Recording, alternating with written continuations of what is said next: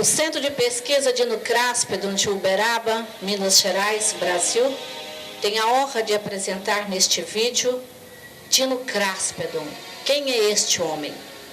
Um homem que com seus 92 anos de idade conserva uma lucidez invejável, que passou por várias fases, do silêncio de 35 anos, das investigações, das perseguições, e continua firme. No limiar do terceiro milênio que estamos, sentimos uma necessidade premente de aprender com seres mais evoluídos. E quem pode nos passar essas informações importantíssimas e que foi preservado até hoje, chama-se Dino Craspedon. Já que a nossa tecnologia, a nossa ciência, não está sendo suficiente para nos ensinar a viver melhor. Mas o comandante da nave de Ganimedes, com quem o ilustre Dino Craspedon manteve um contato, pode nos ensinar. É com este homem que nós vamos falar hoje. Dino Craspedon, como ocorreu tudo isso? Como sempre, na qualidade de funcionário da Caixa Econômica do Estado de São Paulo, exercendo o cargo de inspetor, todos os anos a Caixa designava uma zona para o inspetor trabalhar, ou a Paulista, ou a Central do Brasil. Em 1952, fui designado para a zona da Sorocabana. Então, todos os anos, todos os meses, eu ia para o meu trabalho e no fim de cada mês voltava a São Paulo para prestar contas do meu trabalho na zona. Acredito que os extraterrestres me observaram durante todo o tempo, pois no fim do mês de novembro de 1952, eu vinha de volta a São Paulo em companhia de um vendedor comercial que me parece que o nome era Francisco Rodrigues. Ele eu o conheci antes num jantar e ele pediu se eu fosse para São Paulo, se ele pudesse vir em minha companhia. Paramos numa cidade chamada Angatuba. Lá, em Angatuba, entramos num bar para tomar um café. Lá no bar se encontrava um menino de 13 anos de idade, todo desesperado, nervoso, porquanto ele residia na cidade de Sorocaba, mas não tinha como e nem de que maneira voltar, porque naquela época não havia condução mormente naquela cidade. Com pena, penalizado pela aflição do menino, eu propus a ele: se você quiser, nós colocamos você no jipe, você vai conosco e lá na encruzilhada de Sorocaba nós deixamos você. Lá há mais movimento, pode ser que você arranje uma carona, ou então são apenas 6 quilômetros e você vai a pé para casa. Entramos os três no jipe e saímos de Angatuba. Alguns quilômetros após, numa subida, no alto de uma ladeira, nós olhamos uma baixada, uma várzea, uma baixada muito grande, e umas luzes se mexendo lá no meio do mato. Ficamos espantados, descemos do jipe para observar as luzes. Essas luzes eram mais ou menos redondas e elas se moviam, porém elas não refletiam, não tinham reflexo. Ora, em 1952, a gente tinha medo e pensamos que aquilo devia ser a alma do outro mundo, assombração. Ficamos apavorados na estrada, olhando, sem cessar aquele movimento, com receio de que aquelas luzes viessem para o nosso lado. Estávamos inibidos quando, distantes do abismo, nos encontrávamos mais ou menos uns 12 ou 15 metros de distância do abismo. E, de repente, desse abismo sai um disco voador. Quando demos com o disco, ele já estava um tanto fora do nível do terreno. Ele, silencioso, inteiramente iluminado, uma luz que não refletia na gente. Esse objeto foi subindo, passou por cima da nossa cabeça, parou lá no alto do morro. Nós ficamos perplexos, perdemos a fala, ficamos mudos, estáticos, porque jamais vimos um objeto daquela forma, ficamos olhando para ele. Não sei por quanto tempo posso asseverar que, depois de um certo tempo, ele desapareceu. Desapareceu, Sr. Oswaldo? Desapareceu, sumiu. O objeto sumiu. Eu comentei com esse Francisco, com esse vendedor comercial, isso aqui não é coisa da Terra. Neste mundo não há coisa igual a essa. Isso aqui não é da Terra, é de outro mundo. Só pode ser. E daí entramos novamente no jipe, descemos o aclive, andamos uns quilômetros. Quando entramos numa reta, a uns 50 metros de distância, o disco cobria a estrada de ponta a ponta, de lado a lado. Então, parados, ficamos vendo, apreciando, pudemos constatar que ele media seguramente uns 20 metros de diâmetro, com uma altura de 4 metros. Também a gente percebia que ele estava por dentro iluminado. E ali parados, naquela noite escura, quando, daí a uns minutos, nós percebemos que vinha alguém na estrada, que havia uma pessoa andando na estrada. Era um tripulante da nave que veio em nossa direção. Ele vestido de preto alto, e ele chegou até nós em português claro e positivo, disse-nos: irmãos, não tenham receio, não é preciso ter medo nenhum, porque nós somos amigos de vocês, aqui estamos para ajudá-los.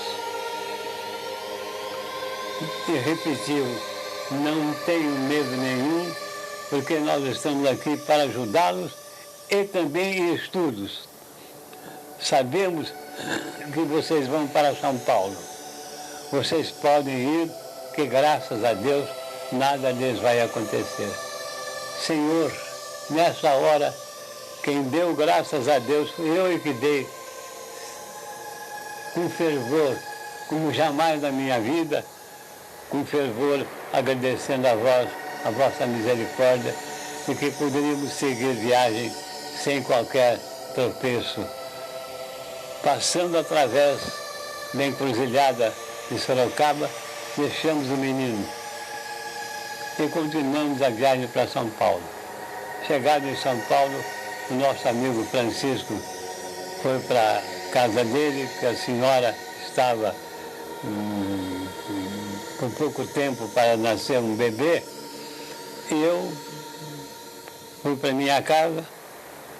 No dia seguinte, compareci à Caixa para dar conta do meu recado. Acontece que eu, como inspetor, tinha que trabalhar o ano inteiro na zona.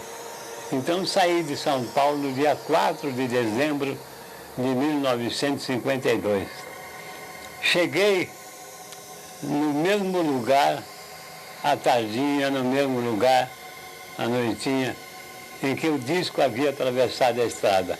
Ali eu parei e fiquei. Ali passei uma noite. No dia seguinte, à tarde mais ou menos, quase que à noitinha, um disco passou por cima da nossa cabeça e desceu numa mata próxima. Eu comigo disse, alguma coisa vai acontecer, não é possível. Algum fato vai suceder. E ali fiquei. De repente, vi que um ser veio, o Senhor veio até mim. Ele era alto, mais ou menos de 1,80 m, cabelos pretos, e todo vestido de uma roupa inteiramente colada no corpo. Veio até mim, me cumprimentou na beira da estrada e disse, venho convidá-lo para que você conhecer a minha nave. Ele te convidou para conhecer a nave? Me convidou para conhecer a nave. Que bacana. Intimamente, eu pensei comigo, se eles tivessem que me fazer algum mal, já teriam feito. Então, eu resolvi, aceitei o convite e acompanhei o comandante da nave até a nave. E havia uma espécie de uma escada, mas eu fui subindo, mas tive a impressão que eu era mais chupado do que propriamente os passos que eu dava na escada.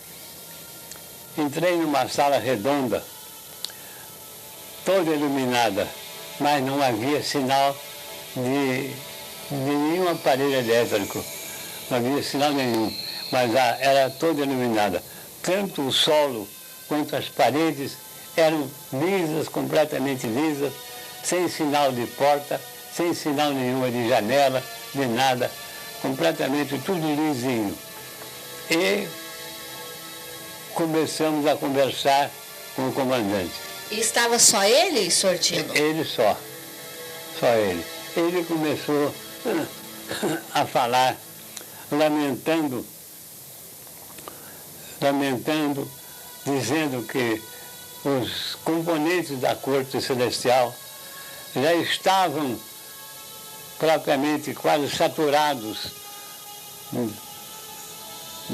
da maneira pela qual o homem vivia na terra, porque Deus deu ao homem meios para que ele se beneficiasse, e esses meios ele usa para o mal.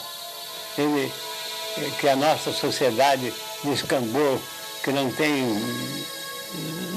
há maneira de arrumar, porque a avidez do homem, a sua ambição, enfim, pelo poder, modificou tudo, quando seria necessário que houvesse na terra o entendimento, o amor.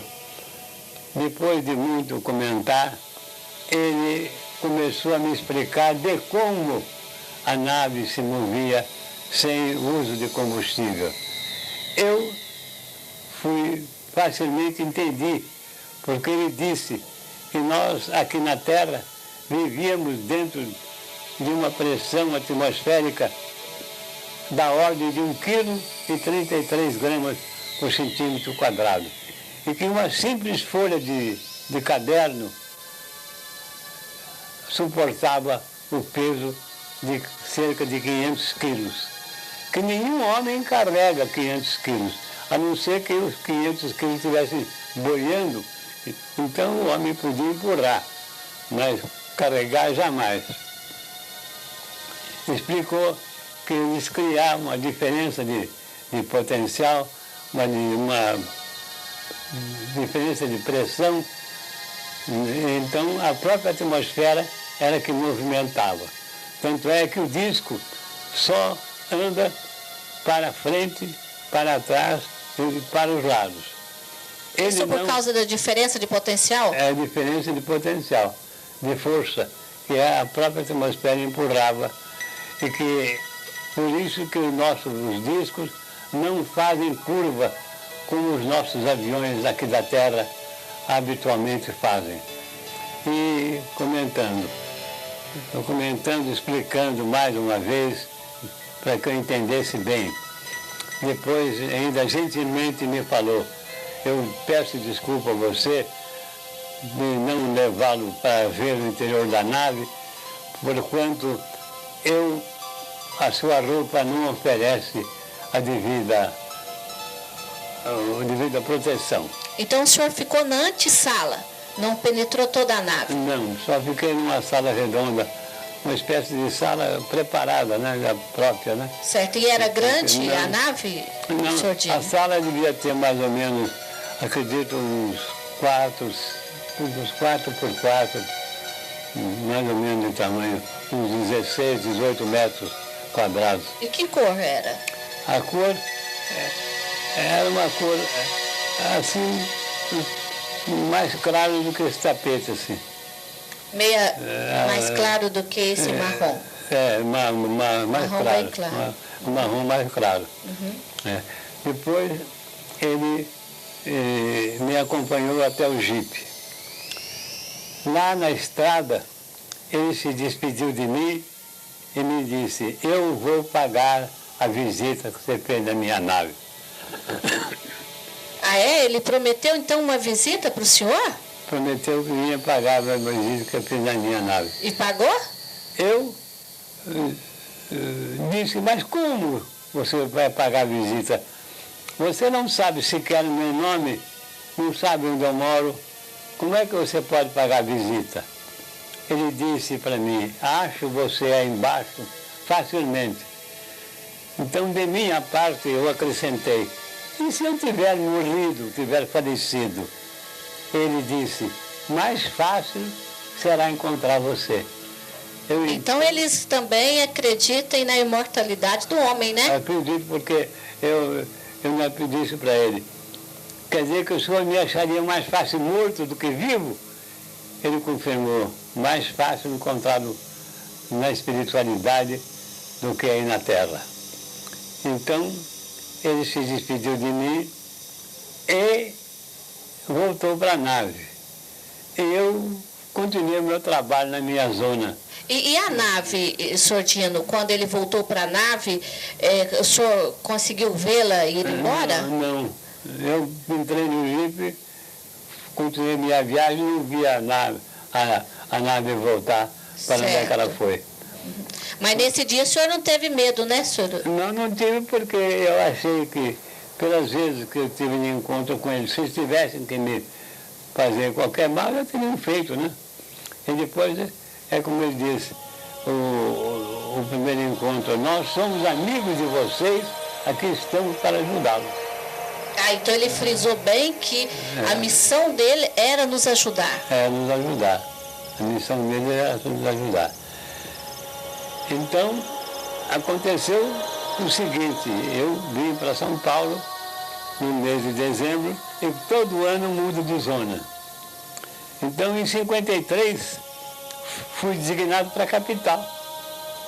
Ah, então o senhor foi transferido para a capital? Todo ano muda de zona, né? Uhum. Eu no Sorocabana, em 52 e 53, fui designado para a capital, São Bernardo, São Caetano, aquela cidade de perto de São Paulo. Como inspetor da Caixa, né? Como inspetor da Caixa. Então, no mês de abril de 1953, num domingo, 10 horas da manhã, bate a campainha de casa. Bate a campainha de casa, a minha esposa sai lá fora, diz, aí tem um senhor que está querendo falar com você. Ao que parece, é um pastor protestante, pela roupa que ele veste. Eu digo, ai meu Deus, eu estou cansado de ser doutrinado por outra gente. Esse pessoal, realmente, a gente fica até meio com medo de doutrinar a gente, né? Minha mulher disse, eu vou cuidar da minha vida, você atende o homem. Quando eu saí lá fora, eu desci assim, era o comandante da nave. O comandante da nave? O comandante da nave, o mesmo comandante que eu tinha estado. E ele estava com a mesma roupa, Sr. Dino? Estava vestido de... como um pastor protestante, né?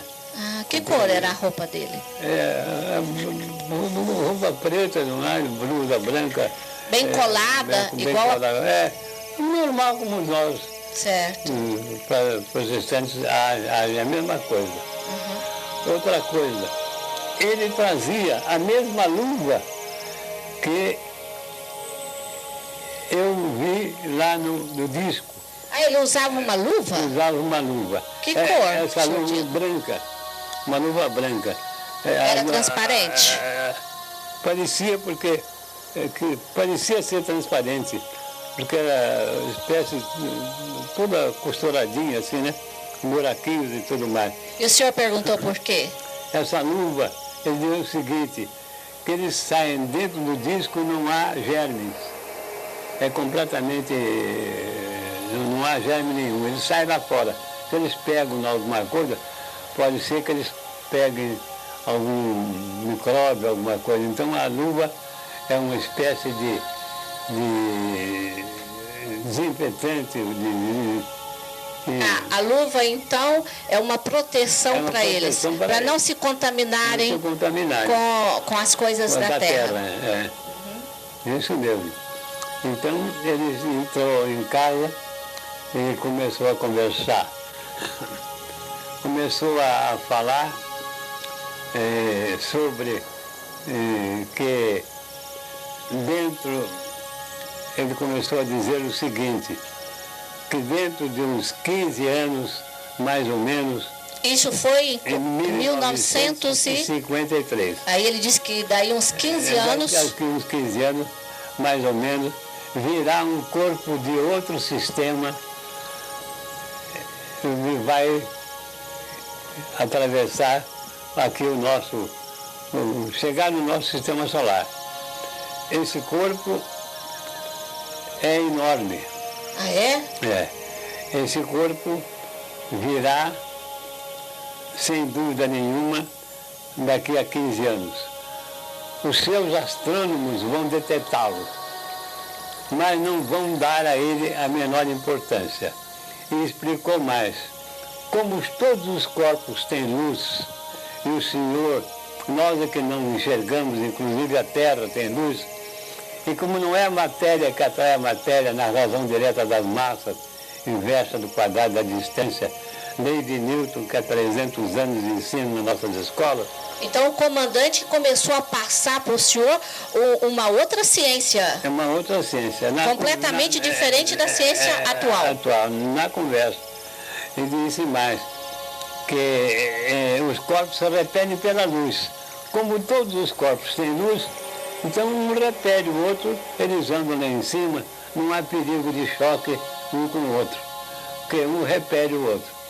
Mas que esse corpo seria detectado pelos nossos astrônomos e que eles não dariam a ele a menor importância. Um corpo a mais, um corpo a menos no meio do sistema solar. Do sistema solar. E disse mais, que esse corpo foi, na realidade, descoberto por um cientista inglês e o denominou de SS-433. Mas, Sr. Dino, então, quer dizer que ele já fez essas revelações nessa época para o senhor? Na minha sala de jantar. Na minha casa. Eu morava em São Paulo, na Vila Clementino, né, e na minha sala ele fez essa revelação. Então, acontece o seguinte, e acrescentou, esse corpo não é do sistema solar. Ele pertence a um outro sistema. Outra novidade também, né? E ele dá uma volta em volta do centro dele, precisamente em 6.666 anos. É o número da besta? Ele falou que é o número da besta que o Apocalipse, a Bíblia acusa. Então, cada 6.666 anos ele passa aqui por perto do sistema solar. e que os nossos astrônomos acompanham não andadão. Porém, a divina providência, o Pai Eterno, deu a esse corpo duas missões importantíssimas.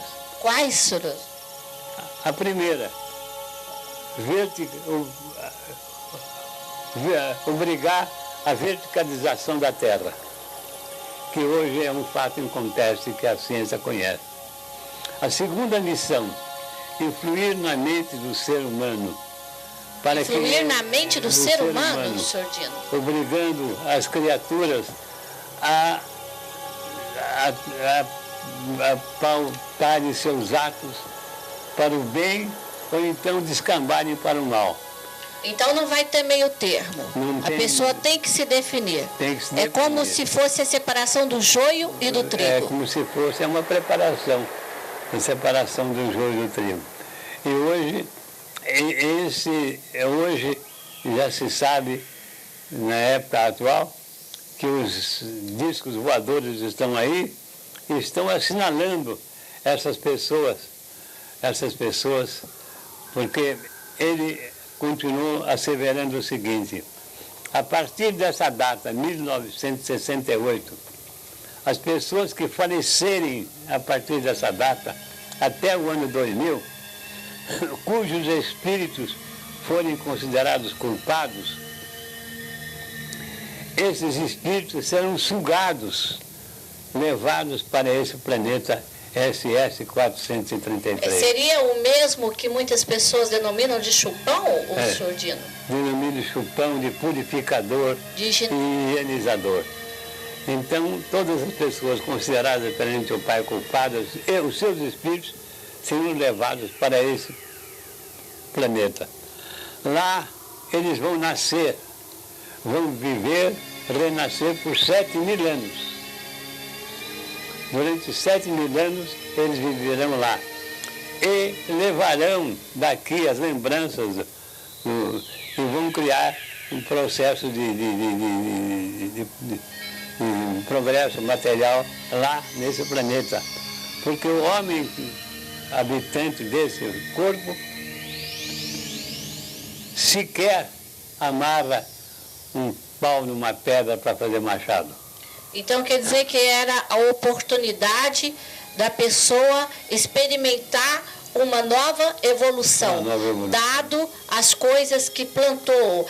Não plantou coisas boas para permanecer neste planeta. Teria que retornar a este outro e evoluir-se. Aí ele disse, então, ele perde 7.000 anos de atraso e vai perder 7.000 anos de avanço espiritual da Terra. Então a pessoa perde 14.000 anos. Que coisa! E senhor Dino, o que levou essas pessoas e o que levará essas pessoas a ir para este planeta? A conduta, a moralidade, o que é? É como dizer a lei divina, porque conversando com eles sobre religião, por exemplo, eles me disseram, perguntando de Deus, essa coisa toda, em religião, ele me disse, vocês têm aí na Terra cerca de 200 grandes religiões. Todas elas ensinam mais ou menos a mesma coisa. Contudo, em todas há o fanatismo e o interesse material. Em todas elas. E acrescentou, do lado de cá só vale uma coisa, o bem que se fizer ao próximo. Senhor Dino, isso é muito importante. Isso aí, o pessoal que está assistindo o vídeo, eu creio que gostaria até de ouvir novamente. Como é mesmo que ele diz? Do lado de lá? Do lado de cá só vale uma coisa, o bem que se fizer ao próximo. A esposa, o filho, um estranho, um parente, um bem que só isso é que pesa por lá de cá, mais nada. Quer dizer que lá, títulos, essas coisas... Nada mais vale. Nada mais vale. Realmente, se a pessoa é de caráter bondosa, isso é que vale. E terminou dizendo, a lei é, ama Deus sobre todas as coisas que é o próximo como a ti mesmo. Essa é a lei. Interessante, né, Sodino? Às vezes as pessoas pensam que seres de outros planetas não compreendessem tanto a lei divina. E parece, pelo que o senhor está narrando, que a coisa mais importante para eles é a divindade, né? É um respeito total pelo Criador, né? Total pelo Criador, não tenha dúvida. Seria esse um dos parâmetros de aferição sobre a evolução da humanidade, ô Sodino? Respeitar o Criador e amar o próximo? É lógico, é o que nós temos que fazer, né? Acontece que então, dessa palestra, dessa conversa para lá para cá, chegou a hora do almoço. A minha esposa então convidou-nos para almoçar. Fomos para a Copa. Lá era um almoço modesto, feijão, arroz, salada, coisa modesta. Então, durante o almoço, eu ofereci para ele um bife. Eu disse, aceito um bife. Ele olhou para mim muito espantado e respondeu, jamais como carne. Ah, eles não comem carne, Não, Sodino? Jamais, e ele explicou por quê? Jamais como carne. Mas qual é a razão? Por que o senhor não come carne? Ele respondeu da seguinte maneira, não acrescento A nem B. Palavras dele, enquanto o homem da terra matar o irmão inferior, ou seja, o boi e o porco, para se alimentar, haverá doença na terra. Todas as doenças que existem na terra decorrem da alimentação do germe da carne de vaca e do carne de porco. E disse mais, e continuou, enquanto você é jovem, nada lhe acontece, porque você tem uma defesa orgânica muito grande. Porém, quando você chega na idade provecta, você perde essa defesa orgânica. Então, os germes da carne começam a agir no seu corpo. E disse mais, junte 100 idosos. Todos eles têm alguma doença, algum incômodo. Por quê? Em função da quantidade de carne que se alimentaram. E ainda acrescentou mais. A carne encurta a vida de 2 até 4%. Então eles não comem carne, são vegetarianos. Vegetarianos. A carne encurta a vida em 2 a 4%. Total respeito pelo Criador e pelos irmãos inferiores, os animais.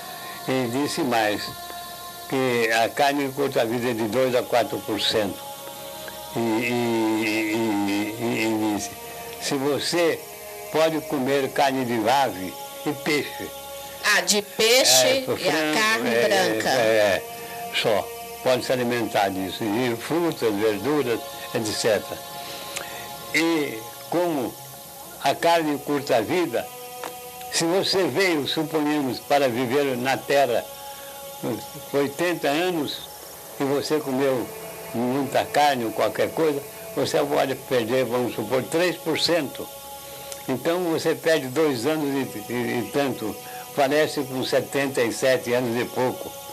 E que depois disso, você tem que dar contas ao Criador. Mas que esse ilustre comandante passou para o nobre amigo. Pois é, terminou o almoço, fomos para a sala, e ali ele se despediu de mim e combinou que nós nos deveríamos nos encontrar fora, na cidade de São Paulo. Ah, vocês encontrariam novamente na cidade de São Paulo? E ele marcou a Praça da República, em frente ao Instituto Caetano de Campos. Vocês vão lá às 8 horas da manhã e lá em frente, senta lá e eu vou encontrar vocês. Eu então disse, mas como? A praça tem 200 metros por 200, como é que você vai nos encontrar? Ele calmamente disse, vão lá, sentem onde quiser, que eu apareço. Aí ele disse assim, ô Sodino, então parece que eles têm mais sentidos do que nós, né? Porque eles nos encontram assim com facilidade, o que não seria possível através de... Aliás, ele me disse que os mais evoluídos dentre eles têm 16 sentidos.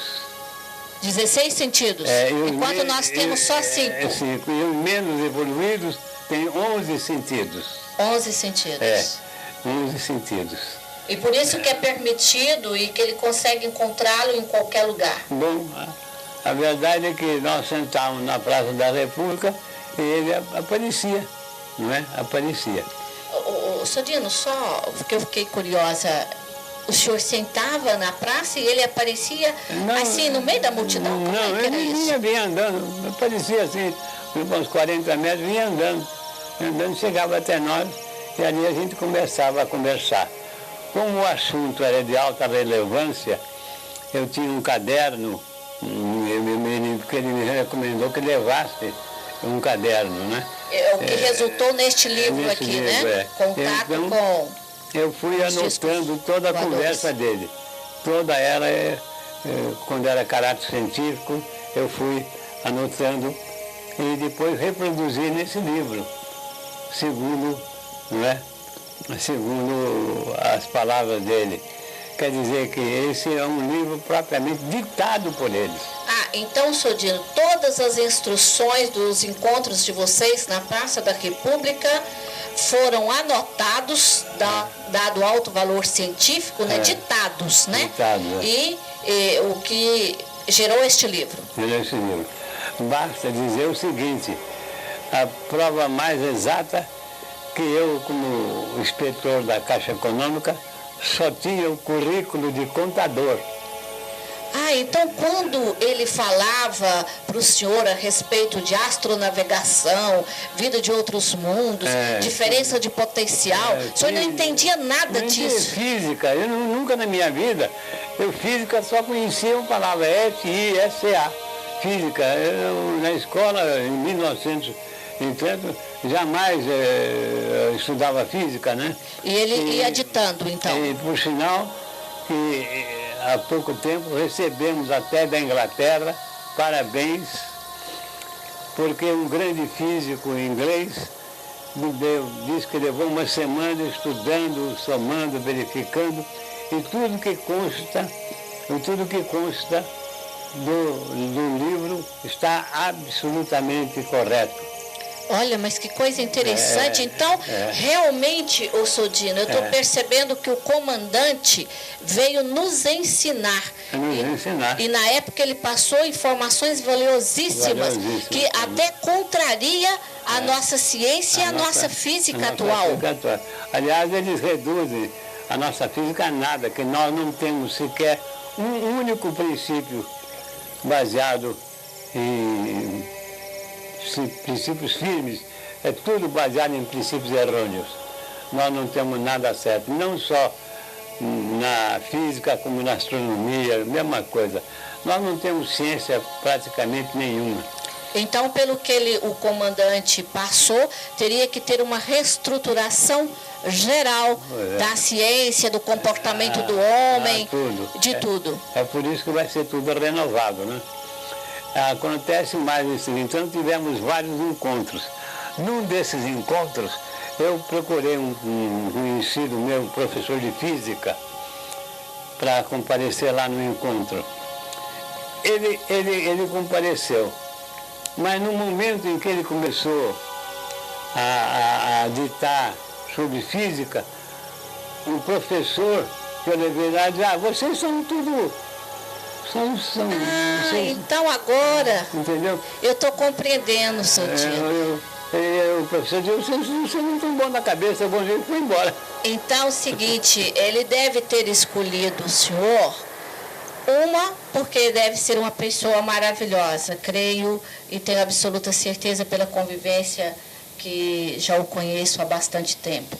Agora, parece-me também que ele o escolheu justamente porque o senhor não entendia do assunto.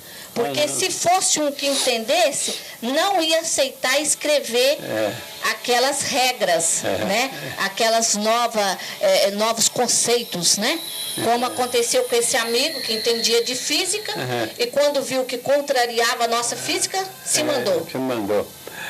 Até por sinal, que hoje uma revista, Isto É, foi na minha casa, esteve lá cerca de 8 horas, e na revista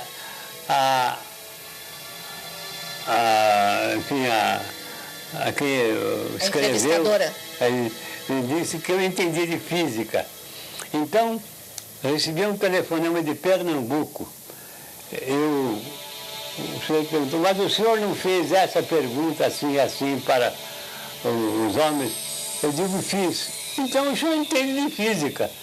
Então o caso foi o seguinte, nesse caso eles perguntavam e eles mesmos respondiam. Eles influenciavam na mente do senhor, né? Eles induziam, né? E eles mesmos respondiam porque eu não tinha capacidade para responder, né?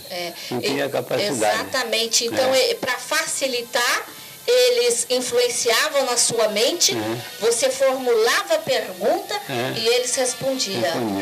Agora, acontece outra coisa. Tive com ele vários encontros em São Paulo, cerca de uma semana ou mais, e depois eu acompanhei um dia até a Praça Roosevelt, lá perto da Estação do Norte, na cidade de São Paulo.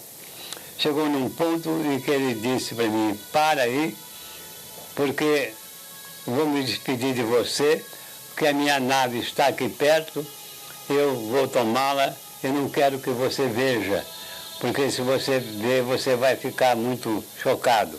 Então fica aí nessa posição. Então o senhor daí, não viu ele desaparecer? Ele andou para frente e desapareceu. E depois? E depois? Voltou outras vezes? Mais tarde. Quando? Foi em 1955, eu estava escrevendo meu livro. Ele então veio na minha casa. Veio e lá ele então disse, eu trouxe aqui essa profecia de Isaías que você vai incluir no livro. E foi incluído na página 139. 139 deste livro. 139 desse livro. A profecia de Isaías. Então, e também ele acabou fazendo um desenho na página 47 sobre a vida de um sol, um segundo sol. Este desenho aqui, na página 47. Feito por ele, na página 47 do meu sol. Ele mesmo desenhou? É ele mesmo que desenhou, para eu poder entender bem o que a profecia dizia. Então, acontece o seguinte, eu, em 1956, estava terminando o livro no coisa. Alguém, naturalmente, eu pus o livro à venda em São Paulo, em poucos volumes, eu não tinha patrocinador, naquele tempo não havia televisão, não havia difusão, afinal de contas. Eu pus alguns livros em consignação na livraria no Sebo de São Paulo, em março de 1957. Mas já logo, quase no fim do mês de março, chegou uma carta da Academia de Ciência Soviética dirigida para a editora do livro. Tino, o que mesmo que aconteceu com aquela danada da carta? A carta que veio da Academia de Ciência Soviética foi enviada diretamente para a editora do livro. Eu não sabia, não tive conhecimento, porque naquele tempo havia um combate ferrenho ao comunismo e a Delegacia de Ordem Política e Social apreendia tudo que viesse da Rússia. Tudo que vinha da Rússia eles aprendiam. Então eles aprenderam essa carta. Aprenderam, abriram a carta, leram, não entenderam muito, mas foram na editora e perguntaram que negócio é esse de um livro que foi transcrito, não sei o quê, papapá. A editora dizia, o livro é de autoria do senhor Oswaldo Oliveira Pedrosa, que mora na rua tal, número tanto. Eles vieram na minha casa. Chegou o senhor Oswaldo Oliveira, perfeitamente. O senhor está detido. Detido? Está preso, suspeito de ser comunista. O senhor escreveu uns livros assim, assim, assim. Onde é que estão os livros? Eu disse, é a livraria Francisco Alves, aí no Sebo de São Paulo. Eles foram lá e confiscaram todos os livros. E me obrigaram a comparecer no Rio de Janeiro. Eu tive que ir, então, ao Rio de Janeiro. Cheguei lá, primeira noite, chegaram, fui ver numa sala. No dia seguinte, passei para uma outra sala. Havia uma mesa muito grande, muito chique, muito bonita. E ao lado, sentado da mesa, a mesa era presidida por um brigadeiro da aeronáutica. Ao lado tinha um coronel, me parece que se chamava Coronel Carvalho. E eles começaram a me fazer perguntas de todo jeito. Primeira coisa, como é que eles se chamam? Eu digo, eles não têm nome como nós temos de Pedro, João, Felipe. Eles têm dentro deles um som inaudível a nós. Esse som, eles se aproximando da pessoa, pela vibração do som, eles sabem se a pessoa presta, não presta, não tem necessidade de fazer perguntas. O senhor Dino, então quer dizer que eles não possuem nome, é total coerência entre o pensar, o falar e o agir. Ele é o que é. Não tem jeito de mentir. Não tem. Que coisa então, impressionante. Eles me perguntaram sobre o mundo em que eles vieram, que era de Ganimedes e Io, e tanto eles viviam em Ganimedes como em Io, ambos são satélites do planeta Júpiter. E como era a vida lá, em matéria diferenciada, matéria quintessenciada e tudo mais, e comecei a contar para eles, então, o que o comandante me falou a respeito da organização existente lá, mesma coisa que aqui na Terra, escolas, campos de esporte, condução, mesma coisa. Só que matéria quintessenciada, onde ninguém matava ninguém, ninguém roubava ninguém. Então eles vivem lá em sistema de fraternidade. De fraternidade. A lei de Fogo diz mesmo. A nossa lei é a fraternidade. A nossa lei é a fraternidade. Então, depois de 1h30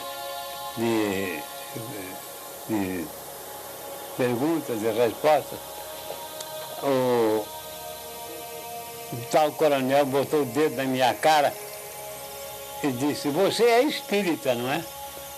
Eu digo, não, eu não sou espírita. Porque acontece que quase todos os livros que têm um assunto muito elevado, além do nosso conhecimento, em geral é psicografado.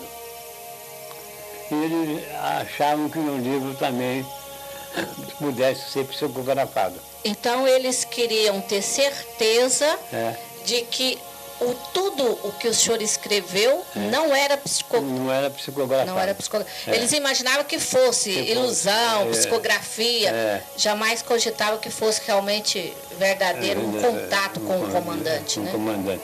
Então, acontece que o meu daí a pouco, de conversa, o brigadeiro perguntou para o coronel, senhor coronel, o senhor tem alguma pergunta a mais a fazer? Ele disse, não, não tenho mais. Então eu pensei, acabou a minha entrevista, né? Eu comecei a querer me levantar, o brigadeiro perguntou para mim, mas o senhor tem alguém no Rio de Janeiro que responda pelo senhor? Eu disse, eu tenho um irmão que é general do Exército. Eles levantaram o pescoço, quase se levantaram da cabeça. O senhor tem um irmão general do Exército?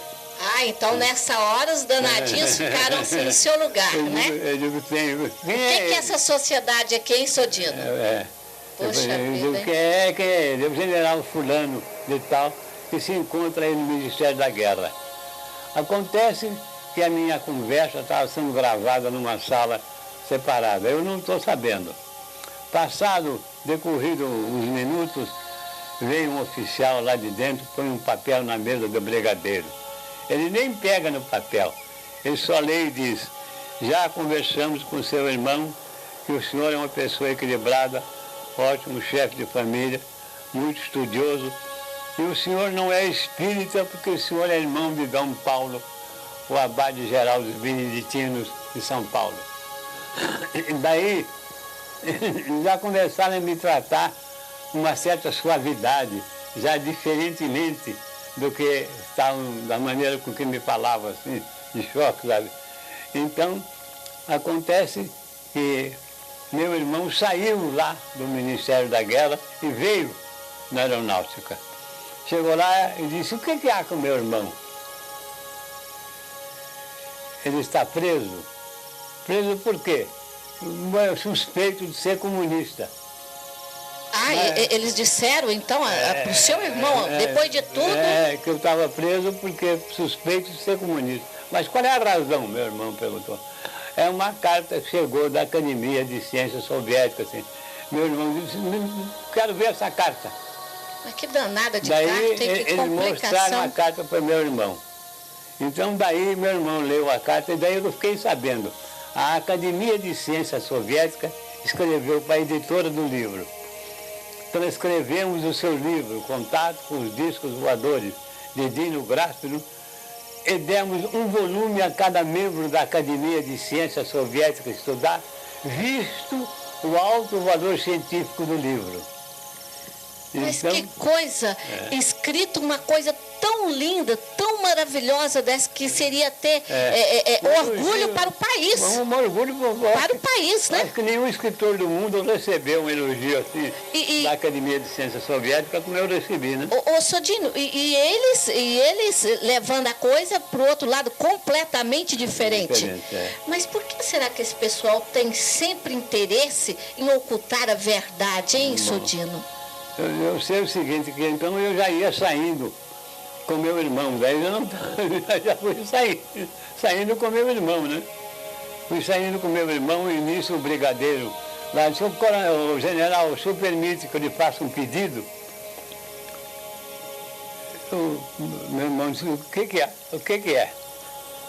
É que eu desejava que o seu irmão voltasse aqui daqui a uns 12 dias, porque eu vou mandar buscar uns oficiais especializados no Amapá, no Rio Grande do Sul, e queria que eles ouvissem seu irmão novamente. Meu irmão perguntou: você tem alguma oposição de voltar aqui, qualquer coisa? Eu digo: você vem comigo? Eu venho aqui novamente. 12 dias depois eu voltei lá. Eram 15 oficiais. Eu enfrentei os 15 por 2 horas respondendo. Como sempre, eu perguntava... E eles estavam interessados em saber o quê, hein, Sodino?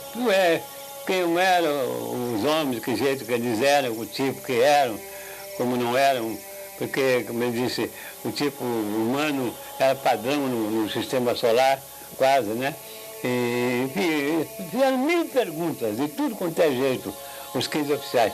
Porém, nenhum oficial me perguntou como é que o disco se movimentava.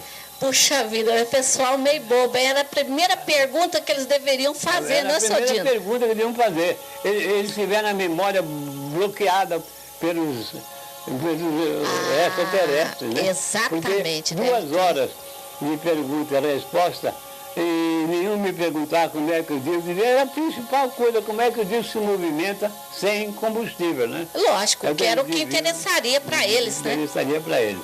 Então, daí, passado 2 horas, houve uma espécie de parada, um minuto de parada. Eu, então, pedi a fineza de um cigarro. Um oficial veio e me deu um cigarro. Me parece que até era Hollywood, não me lembro o nome do cigarro. Eu não fumo, mas peguei, acendi, soltei uma fumaçada para o lado esquerdo, uma fumaçada para o lado direito e uma na direção do chefão lá. Eu: coronel, o que é isso? Ele me respondeu: é um gás. Eu perguntei para ele: E qual é a tendência, coronel? Ele falou, é expandir-se. Coronel, o senhor pode me dizer o que é a atmosfera? Ele disse, a atmosfera é um gás. E eu perguntei, então, mas por que não se expande? Ele olhou para o lado esquerdo, olhou para o lado direito e disse, nunca pensei, jamais pensei nisso. Ah, então ele não soube responder. Jamais pensei nisso. A nossa física ensina erradamente que o Sol atrai a Terra. Então eu queria provar que eles estavam enganados. A nossa atmosfera não se evapora, não vai embora, porque o Sol, a luz do Sol, a luz tem peso e atrito. Ela repele a atmosfera terrena, senão a atmosfera ia embora e a vida na Terra não era possível. E todas essas informações que o comandante lhe passou, né? Foi o que ele que me passou, que não era possível, né? Eu não podia saber disso. E porque ele me disse que aqui na Terra, como disse, eu quis continuar a minha conversa. Aqui na Terra, tudo que o disco voa por diferença de potencial, né? Que aqui na Terra tudo é diferença de potencial. E nós vivemos dentro de 1,33 kg por centímetro quadrado. Significa que uma simples folha de papel, de caderno, aguenta um peso de 500 quilos. Então, acontece o seguinte, que o motor do seu carro arranca por diferença de potencial. O rio desliza por diferença de potencial. A ave voa por diferença de potencial. As ondas do mar também têm diferença de potencial, porque recebe a luz do sol de um lado e a luz da lua do outro, então cria as ondas, diferença de potencial. A água chega na sua caixa, no telhado, diferença de potencial. A eletricidade é a mesma coisa. E que nós também vivemos na Terra porque temos diferença de potencial, que é a pressão baixa e a pressão baixa e a pressão alta. Quem não tem pressão alta nem baixa não pode viver na Terra. Seu Dino, então isso aí é um dado muito importante para os pesquisadores estudar para descobrir outras coisas, né? É. E que a gente nem vê falar nisso, nunca vi falar nisso. Nunca. Aí até é o caso desses ETs de Varginha. Foi bom o senhor ter tocado nesse assunto. Já em 1953, ele me falou, existem 2 mundos inferiores. E são homens de 80 centímetros, 90 centímetros, deformados e tudo mais. São atrasados. Mas eles têm um certo conhecimento do processo de evolução. Então, eles procuram vir na Terra. Acontece que quando eles chegam aqui na Terra, eles deixam a nave, eles não podem se mexer, porque eles não têm a diferença de potencial, de pressão alta e baixa. E lá no planeta deles, não existe pressão atmosférica. Chega aqui, ele tem que encontrar 1,33 kg por centímetro quadrado. Deixa eu ver, uma criança corre. Se você correr atrás dela, você cansa logo, porque você é maior. Então eles chegam aqui na Terra, eles não podem romper, ficam presos. Esses seres de Varginha, será que seria esse caso? É esse caso. Por isso que eles caíram? Não, eles saíram da nave, saíram e ficam imóveis, não podem se mexer. São facilmente presos. A polícia pega facilmente eles, porque eles não podem se mexer, eles não têm pressão atmosférica, eles não rompem esse 1,33 kg por centímetro quadrado. Esses seres desses dois outros planetas, porque o comandante da nave, ele já perfeitamente conseguia viver aqui no nosso meio. Como é que é isso? Ele viveu aqui a semana inteira. Bom, eles têm a faculdade de manipular a matéria à vontade, né? Já é uma outra tecnologia que esses outros seres desconhecem, vêm na Terra sem conhecê-la e aí eles se dão mal aqui. Já esse comandante entende dessa tecnologia. Então, é como eu disse, eles estiveram com ele muito tempo e na minha casa, quando ele esteve lá em 1955, eu estava escrevendo o livro, que ele trouxe essa profecia que eu aludi, ele fez um desenho, e esse desenho é um novo sol, que é um sol porque muita gente pensa que esse planeta, conhecido como purificador e higienizador SS-433, não vai absolutamente afetar nada a Terra, em nada, porque ele pertence a um outro sistema e ele leva 6.666 anos para dar uma volta em volta do seu centro. Esse corpo que vai modificar a Terra é um corpo gigantesco, maior do que o nosso Sol. Esse corpo, sem dúvida nenhuma, deverá passar uma vez em frente ao nosso Sol. Então a Terra deve escurecer durante um dia e pouco, mais ou menos. Acontece que ele depois continua o seu percurso e quando ele entrar numa massa densa como a nossa, ele vai mudando de cor para azulado, avermelhado, até se encandecer. Quando ele se encandecer, acontece então que os corpos se repelem pela luz, a mesma prova. Então todos os corpos do sistema solar serão afastados, todos eles. E todos os corpos terão novas órbitas, porque serão afastados.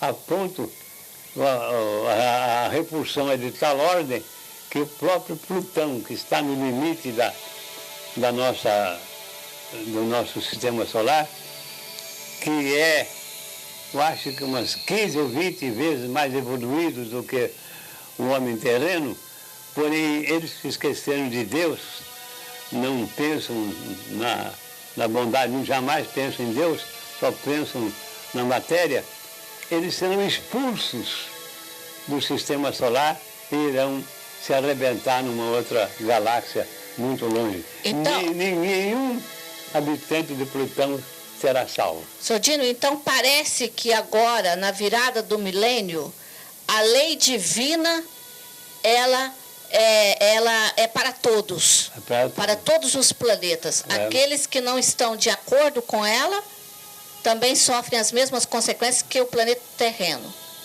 Não, o planeta terreno vai também sofrer a consequência do afastamento, né?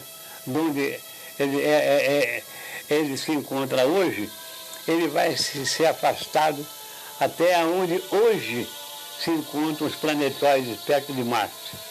Então, nosso planeta vai encaminhar e ficar até esse ponto onde estão os planetóides. Dali é que a Terra vai iniciar a transladação em volta dos dois sóis e vai levar mais ou menos uns 1.000 e lá vai pedrada de dias. Enquanto a Terra, de onde ela está até o ponto onde estão os planetóides, que também serão afastados, ela deve demorar mais ou menos uma meia dúzia de dias. E nesse tempo ela vai tremer como um ébrio, cumprindo a profecia de Isaías. Então, isso em virtude daquele sol, será o dois sóis. cataclisma, porque o sol é que vai fazer a repelência. Quer dizer, o Senhor dos mundos teve pena do homem, introduziu apenas um fenômeno físico para que a Terra mude. Segundo previsões do comandante, após esse cataclisma, eles descerão aqui na Terra aos milhares. Então, após o cataclisma, que cientificamente está explicado com muita propriedade, né? Os extraterrestres descerão para nos ajudar. Nos alimentar, cuidar de nossas moléstias, nossas doenças, enfim, nos curarmos, enfim, organizar uma nova sociedade. E pelo que ele mais ou menos deu a entender,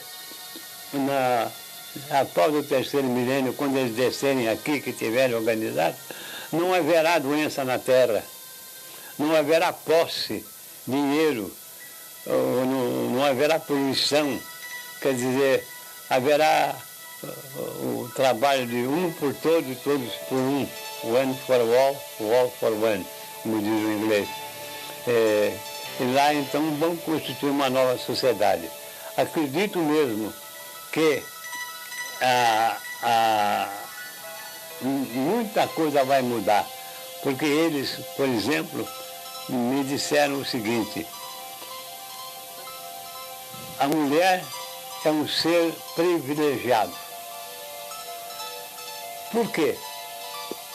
Disseram-me eles, a mulher é um ser privilegiado porque o seu espírito é muito mais perfeito que o do homem.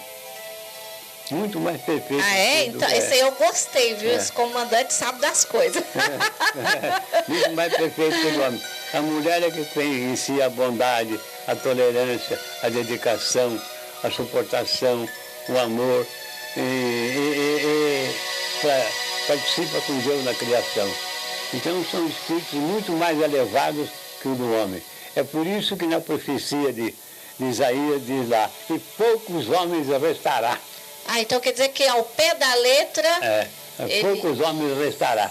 Então vai ter mais mulher no terceiro milênio? Até acredito que elas vão manobrar. Elas vão dirigir? Vão mandar muito no terceiro milênio, tá? Ah, não, mas eu não quero que vai todos os homens, não. Então vai ser muito triste. Porque o espírito do homem é como diz a coisa. E fizeram outras revelações, por exemplo, que eles me disseram, vocês vão assistir aí na Terra os crimes mais horrendos, os mais inimagináveis crimes que vocês possam imaginar vai acontecer na Terra. Grandes desastres, mortes coletivas, e assassinatos, roubos, assaltos, sequestros, tudo que é de ruim. Isso vai aumentar terrivelmente até o ano 2000, a ponto do homem não ter garantia de viver na Terra. E isso já acontece, só que naquela época, quando ele revelou, isso não acontecia, né? Eu nem pus isso no livro, porque em 1953 ninguém matava ninguém, ninguém roubava ninguém, todo mundo era calmo, sossegado, tranquilo. Eu, então, não dei fé. Não dei fé nessa predição de dizer, isso não vai acontecer nunca, né? Com a calma que existia antigamente, naquela época. E hoje você sabe que, na realidade, nem os bancos têm garantia. Exatamente. E tudo isso foi previsto por eles, né? Previsto. E sobre esse 1/3 da humanidade, será por causa desses acontecimentos? Desse acontecimento dessas pessoas roubar, matar? Categoricamente. E eu não sei, acho que é 3/4 da humanidade. 3/4. Vai ser recolhida, vai desaparecer da Terra. 1/4 só que vai ficar. Para a constituição do terceiro milênio. E lá então haverá mais uma coisa. As pessoas que passarem para lá vão ter compulsoriamente o esquecimento do passado. Graças a Deus. Porque o mal do homem é o seguinte, cultivar o passado e não pensar no futuro. Então, no ano 2000, as criaturas que passarem, compulsoriamente não vão ter mais lembrança do passado. Então, aí realmente aquelas que ficarem aqui vão esquecer todas essas tragédias, essas tristezas e montar uma nova civilização à base da fraternidade, como amor, eles, né? É a mesma coisa. Então, e como eu disse, ainda disse, aí vocês vão andar de disco voador. Ah, que beleza! Ainda bem que eu sou amiga do senhor, né? Eu quero ir também. Eu gostaria de fazer mais algumas perguntas que eu tenho certeza que o telespectador gostaria de fazê-las. Eu posso? Pode. Inclusive, eu anotei uma delas. O comandante da nave fez alguma advertência de relevante importância de algum fato que pudesse ser preponderante até o ano 2000?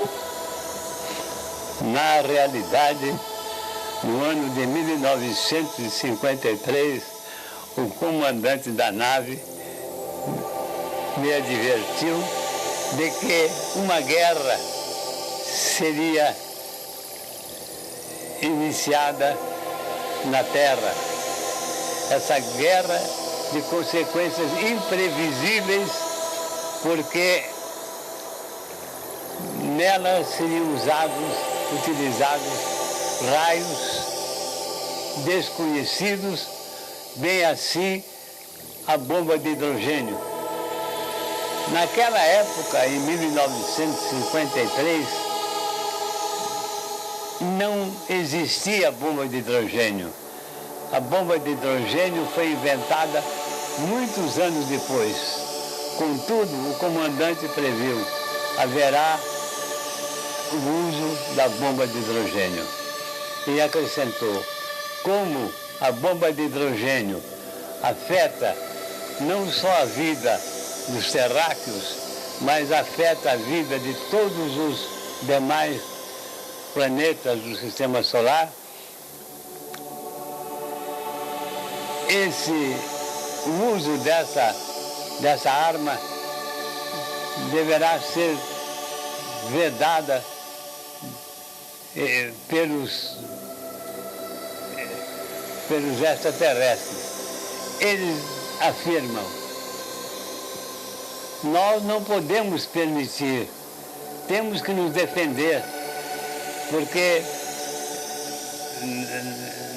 não é possível que vocês aí na Terra venham nos prejudicar aqui em todo o Sistema Solar. E acrescentou: vocês vivam e deixem-nos viver. Essa guerra, contudo, presumia-se que ela deveria ser iniciada no ano de 1998. Contudo, líderes espíritas de grande conhecimento afirmam e reafirmam que essa guerra se instalará em julho de 1997, ou seja, daqui mais ou menos uma meia dúzia de meses. Puxa vida, hein? Com relação ao Brasil, quais as considerações o comandante da nave de Ganimedes fez em relação ao nosso país? Com relação ao nosso país, o comandante revelou que o nosso país é o único que ainda venera o Senhor Jesus, que ainda respeita e que, portanto, será o país menos atingido da face da terra quando se verificar o cataclisma. O país tem, do lado esquerdo, tem o Oceano Pacífico. Contudo, tem também a Cordilheira dos Andes, de quase 3.000 metros de altura. Impede que o oceano invada a terra. Do lado direito, nós temos o Oceano Atlântico. Esse oceano Atlântico tem também ao seu lado uma pequena chamada Serra do Mar. Mas mais adiante você dará com a Serra da Mantiqueira, com cerca de 1.800 metros de altura. Toda a orla marítima será varrida, será destruída, toda a orla marítima será modificada. Então, aconselha-se que as pessoas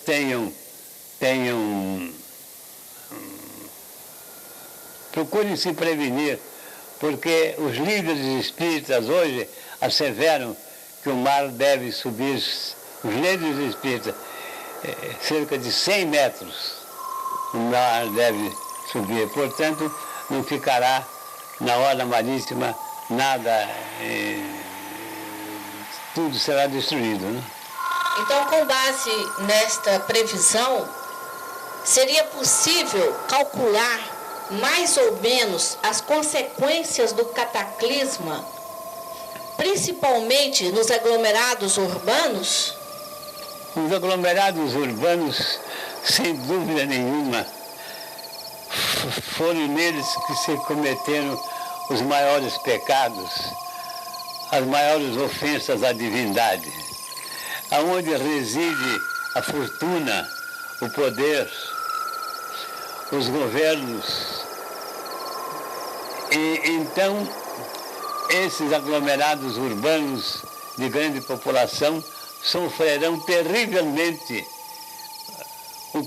as consequências do cataclisma, porque não só devido ao número dos seus habitantes, que será muito elevado, como também as construções de arranha-céus, onde comportam, como se diz, até 1 milhar de pessoas nesses elevados prédios. Então, as ruas das cidades grandes serão abaladas e, com isso, a grande parte dos edifícios ruirão. O que mais o comandante falou sobre o progresso da humanidade, Sr. Tino? Sobre o progresso da humanidade, ele advertiu o seguinte: o ser humano adquiriu um progresso material muito elevado, muito grande, muito além das suas possibilidades. Então, ele viu-se na contingência de poder viver, de poder evoluir, viu-se na contingência obrigatória do uso de computadores, digitadores, televisão, enfim, microfones de toda a espécie, porque o seu cérebro não comporta mais o desenvolvimento material da Terra, para que ele possa viver. E acrescentou: a meninada de hoje, a criançada que está nascendo agora, tem um cérebro de 2 a 3 vezes maior do que o atual ser humano. Apontando para mim e para uma criança, disse: está vendo essa criança?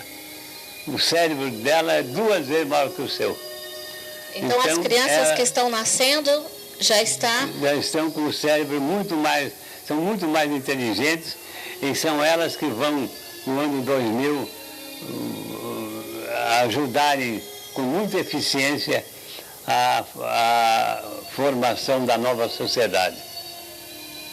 Eu gostaria também, Sr. Tino, que o senhor comentasse se o comandante revelou locais mais resguardados do cataclisma. Referindo-se voltando à palavra anterior, que o Brasil será o país menos afetado da face da Terra, ele aconselha que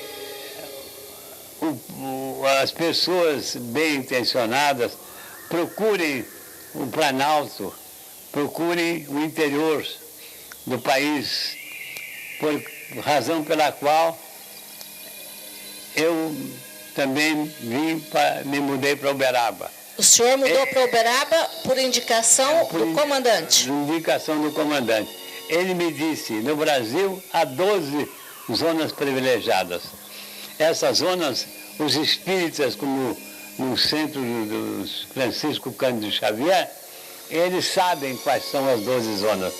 Mas para mim ele me disse: uma zona será Uberaba, Desemboque, Sacramento, Araxá, Peirópolis, enfim, essa zona toda circunvizinha dessa parte aqui. Será uma zona protegida, porquanto o solo aqui tem uma radiação que a nossa ciência não conhece.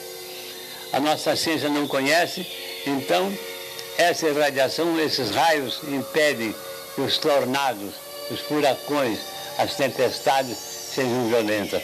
Aqui se trata de uma zona de segurança, uma zona onde menos vai sofrer. Eu gostaria também, Sodino, de saber se após a incidência do cataclisma, quais as providências os ETs tomarão para nos ajudar? Asseverou meu comandante que após o cataclisma descerão na Terra aos milhares, vindos não só do sistema solar, mas de outros sistemas planetários, virão extraterrestres, as milhares descerem aqui na Terra para nos ajudar, nos socorrer, enfim, curar os nossos ferimentos, dar-nos alimentação, enfim, toda a proteção necessária, porquanto o cataclisma impedirá que até nós possamos receber alimentos. E advertiu mais, seria muito interessante que porque o cataclisma, segundo as previsões, se dariam em outubro de 1999. Então, que um pouco, os 3 meses dessa época, nós pudéssemos armazenar alimentos, feijão, arroz, óleo, e armazenar alimentos para uns 3 meses, para no momento crítico termos também condições de dar auxílio ao nosso próximo. Porquanto eles vindo aos milhares daqui, eles vão modificar a nossa mente, a nossa vontade. Bem assim, advertiu, aqueles que passarem para o ano 2000 terão compulsoriamente as suas mentes fechadas, não se lembrarão de mais nada do passado. Viverão uma outra vida. Onde o lema será um por todos, todos por um. A lei do amor e da fraternidade que eles pensam construir na Terra em idênticas condições com o que acontece em mundos superiores. Sodino, este assunto é da maior relevância. Eu tenho certeza que, por sincronicidade, hoje nós estamos reunidos aqui. E uma pessoa que, com seus 92 anos, foi preservado com esta saúde invejável, essa lucidez maravilhosa, o que o senhor teria a dizer sobre o comportamento, o que mais as pessoas poderiam fazer para amenizar, para atenuar o que já foi previsto pelo ilustre comandante da nave de Ganimedes? O ser humano, o comandante não acredita que o ser humano possa se regenerar, se modificar dentro de muito pouco tempo que falta para acontecer o cataclisma. Não haverá propriamente um tempo necessário para que as mentes humanas possam se modificar. Apesar de que este planeta, o SS-433, tem, por divina bondade, influir na mente do ser humano, obrigando-o a definir os seus atos para o bem ou então descambar para o mal. ele não acredita que haja tempo suficiente para a humanidade se modificar.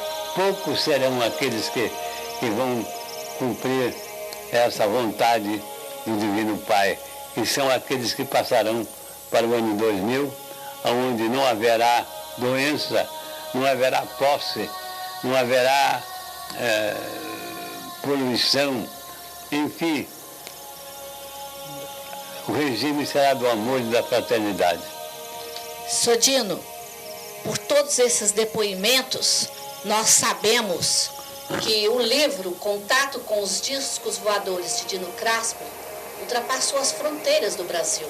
Chegou na Inglaterra, na Alemanha, e o senhor tem concedido várias entrevistas nacionais e internacionais. O senhor poderia falar um pouco sobre elas para nós?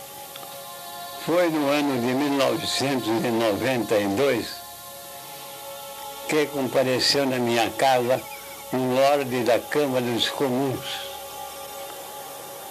Esse lorde, pessoa de alta influência, que mantendo ligações telefônicas com a famosa ufóloga Irene Grant, falou do livro que na Inglaterra era um sucesso absoluto, pois haviam editado 6 edições e vendido aproximadamente 20 mil volumes. Então, significa que as pessoas que confiscaram o livro editaram esse livro na Inglaterra. Do que... E o senhor nem recebeu direitos autorais, né? Não, lógico, eu nem sabia. Já fiquei sabendo em 1992, quando esse lorde veio na minha casa, trouxe o livro em inglês para conferir com o meu original. E ele veio em companhia de Dona Irene Grant. Esteve na minha casa 3 dias aqui em Uberaba, me agradou, pretendia até que eu fosse para a Inglaterra,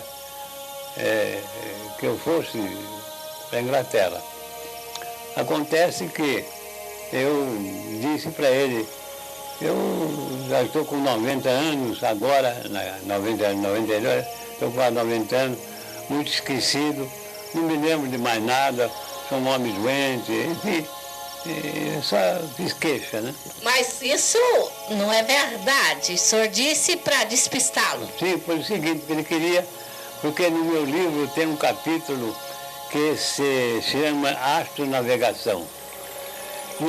Nesse capítulo ensina de como se faz um disco voador.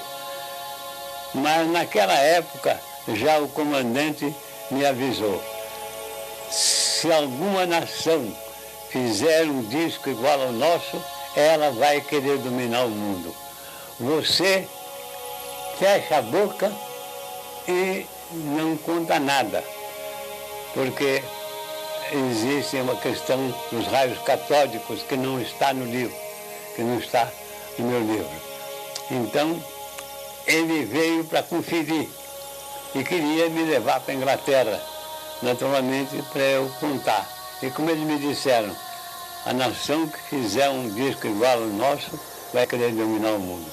E daí acrescentou, se você falar pouco, fale pouco para brasileiro, porque o povo menos ambicioso da face da terra. Então o senhor seguiu rigorosamente as palavras e as recomendações do comandante. Por isso disse que estava doente, deu logo uma desculpa. Ele, depois de 3 dias de insistência lá em casa, e passar lá quase o dia inteiro, ele voltou para a Inglaterra. E logo, como diz o seguinte, tive visita da revista Isto É, famosa revista Isto É. E foi através dessa revista Isto É que nós ficamos sabendo que o Duque de Edimburgo, o marido da Rainha Elizabeth, havia comprado o livro para ler. E possivelmente a gente então julga que se esse lorde veio aqui, porque alguma coisa tem, né? Porque um lorde da Câmara dos Comuns não sai de lá para vir para Uberaba. Evidentemente. Com toda certeza eles estão interessadíssimos em saber mais coisas a respeito do capítulo Astronavegação. Então, Eu então me silenciei, né? Fiquei quieto. Ademais, a senhora não pode imaginar a quantidade de entrevistas, pessoas que iam na minha casa. Era uma média de 150 por mês, mais ou menos. Eu já não tinha tempo de mais nada. Nós começamos até a comer de marmita, porque minha mulher não nem tempo de cozinhar. Foi aí que surgiu a ideia, então, do Centro de Pesquisa Dino Craspedon para receber tantas visitas, porque estava invadindo a sua privacidade. Foi que um grande amigo meu, Eduardo Coutinho Maia, me descobriu e me pôs em evidência. E os ufólogos de Uberaba se cotizaram e disseram, esse livro tem que ser publicado. Então eles se cotizaram e publicaram o livro que hoje está à venda e que foi publicado na Rússia, na Inglaterra. E também tivemos visitas de ufólogos famosos, como o Michael, que é lá dono da maior revista do mundo sobre ufologia. Da Alemanha? Na Alemanha, que esteve aqui também me entrevistando. Fora, e essa aí até eu gostaria de dizer ao telespectador que na oportunidade eu estava presente e como ele é um dos maiores ufólogos, muito respeitado, ele disse para nós da equipe do Centro de Pesquisa, chamou-nos em particular, até mesmo longe do Sr. Oswaldo Dino Craspedon, e disse, gente, cuide deste homem. Este homem tem um valor extraordinário. Eu pude perceber no olhar dele lágrimas. Então, eu não poderia deixar de contar isso para vocês. Realmente hoje, neste vídeo, nós estamos vivenciando um momento muito histórico.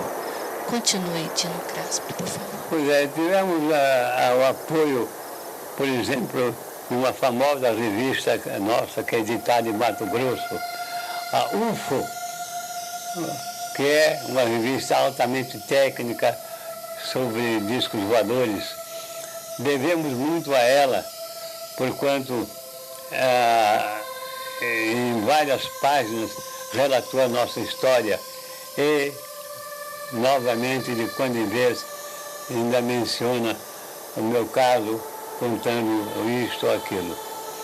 E, enfim, tenho recebido e ainda tenho agora a promessa de um famoso francês, agora no mês de fevereiro, comparecer na minha casa, aqui no Centro de Pesquisa.